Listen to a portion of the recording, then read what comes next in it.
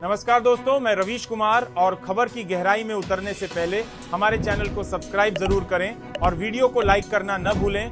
साथ ही कमेंट में जरूर बताइएगा कि आप ये वीडियो किस देश या किस राज्य से देख रहे हैं। इस वक्त हालात इतने बिगड़ चुके हैं कि ईरान और इजराइल की तनातनी अब जंग में तब्दील हो चुकी है। ईरान ने सीधे इजराइल के 5 प्रमुख शहरों पर नियंत्रण जमाने की बात कह दी है और इसके जवाब में इजराइल ने ईरान के सबसे बड़े धार्मिक नेता अयातुल्ला खामेनी को खत्म करने की धमकी दे डाली है। इसी बीच दोनों देशों में गहमागहमी तेज हो गई है और अमेरिका का नाम भी गूंजने लगा है, क्योंकि इजराइल अब अमेरिका से सैन्य मदद लेने में जुट गया है। बताया जा रहा है कि डोनाल्ड ट्रंप ने इस जंग में खुलकर इजराइल का साथ देने की हामी भर दी है और हर वो तकनीकी और घातक हथियार भेजने का भरोसा दिया है जो ईरान को झुकाने के लिए जरूरी है।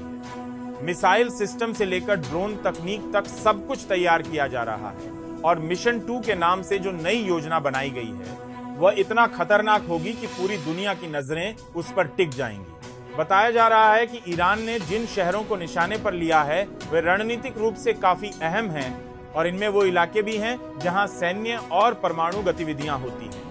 ईरान ने साफ कर दिया है कि इस बार वह पीछे हटने को तैयार नहीं और उसका परमाणु कार्यक्रम पूरी तरह से तैयार है। दूसरी ओर इजराइल ने पिछले युद्ध को लेकर यह संदेश दिया है कि हमने पहले खुद युद्ध रोका था, लेकिन अब हालात बदल चुके हैं। अब इजराइल के लिए ईरान खतरा बन चुका है और उसका सफाया जरूरी हो गया है। ट्रंप और नेतन्याहू मिलकर अब ईरान को घुटने टेकने पर मजबूर करना चाहते हैं। नेतन्याहू खुद ईरान के उन ठिकानों का दौरा कर चुके हैं जहां मिसाइलों की तैनाती है और जहां से इजराइल को पहले निशाना बनाया गया था। गाजा पर किए गए हमलों को अब इजराइल भूल चुका है और ऐसा महसूस करता है कि वह दुनिया में किसी को भी नीचा दिखा सकता है। ईरान की जनता और सरकार इस समय बहुत सतर्क है, क्योंकि उन्हें पता है कि इजराइल और अमेरिका मिलकर इस बार कुछ बड़ा करने की तैयारी में है। इससे पहले जो 12 दिन का युद्ध हुआ था उसमें दोनों देशों को बहुत नुकसान हुआ था, लेकिन इजराइल ने इसे कभी सार्वजनिक नहीं किया, जबकि ईरान ने अपने नुकसान और नागरिकों की मौत को खुलकर दुनिया के सामने रखा।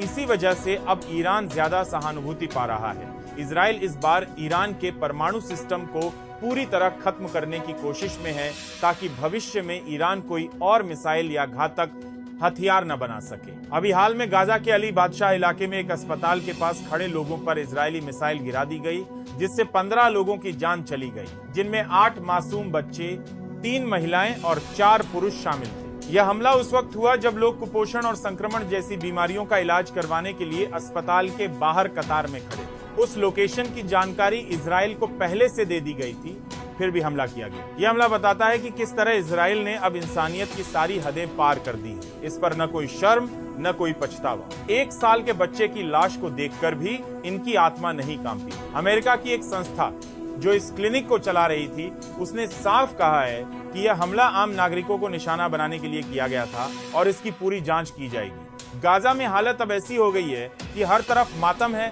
हर तरफ रोने की आवाजें हैं और लोग मदद मांगते मांगते अब मर रहे हैं। इसी को देखकर ईरान की नाराजगी और गहराई है और उसने तय कर लिया है कि अब इजराइल को जवाब दिया जाएगा।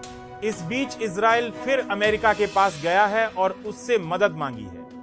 अमेरिका भी इस जंग में खुलकर कूद चुका है और ट्रंप अब खुलकर इजराइल की तरफ खड़े हैं। 2 जहाजों के डूबने और लाल सागर में मिसाइल हमलों के बाद इजराइल ने फिर से यमन के हूती लड़ाकों को निशाना बनाना शुरू कर दिया है, लेकिन हूती नेता अब्दुल मलिक अल हौथी ने साफ कर दिया है कि जब तक गाजा पर बमबारी बंद नहीं होती तब तक इजरायली जहाज हमारी रडार पर रहेंगे। इजराइल चाहे जितना अमेरिका से मदद ले, पर अब हर किसी को ये समझ आ गया है कि हूती लड़ाके, ईरान की रणनीति और गाजा की त्रासदी, इन तीनों ने मिलकर इजराइल को उस मोड़ पर ला खड़ा किया है जहां से वापस लौटना अब मुश्किल है। अब जब इजराइल के प्रधानमंत्री नई सैन्य योजना बनाने की बात कर रहे हैं, तो सवाल यह है कि आप इस पूरे मामले में किसके साथ खड़े हैं?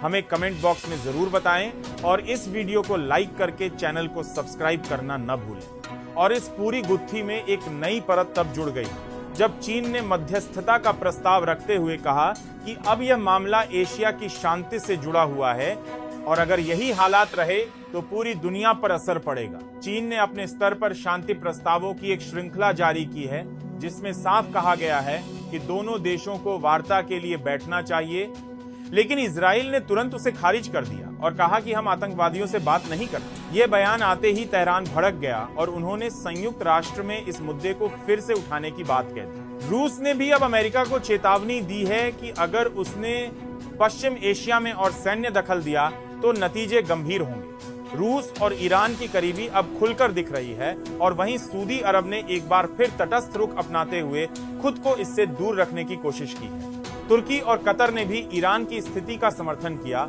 है और कह दिया है कि अगर इंसाफ नहीं मिला तो प्रतिक्रियाएं और तेज होंगी। इस पूरे संघर्ष में आम लोगों की स्थिति और भी भयावह हो गई है।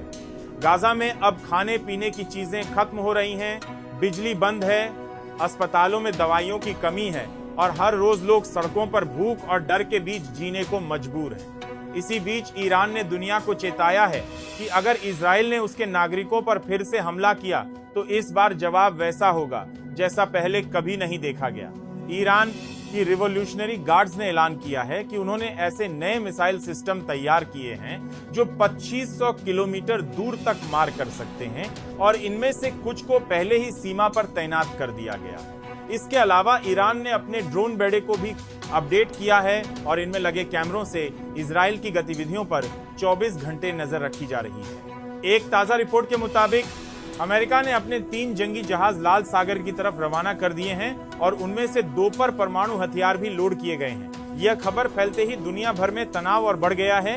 शेयर बाजारों पर असर पड़ा है, तेल की कीमतें आसमान छूने लगी हैं और वैश्विक अर्थव्यवस्था पर मंदी के बादल मंडराने लगे हैं। वहीं भारत जैसे देश जो इस क्षेत्र के दोनों पक्षों से व्यापार करते हैं, वह भी असमंजस में है कि किसका साथ दें और कैसे अपने नागरिकों को सुरक्षित रखें। भारत सरकार ने मध्य पूर्व में रह रहे अपने नागरिकों को सतर्क रहने की सलाह दी है और कुछ शहरों से निकासी की योजना भी बनाई गई है। अमेरिका में बाइडेन प्रशासन पर ट्रंप के खुले समर्थन के बाद दबाव बढ़ने लगा है कि वह भी कोई स्पष्ट रुख अपनाए, लेकिन बाइडेन अब तक चुप्पी साधे हुए हैं।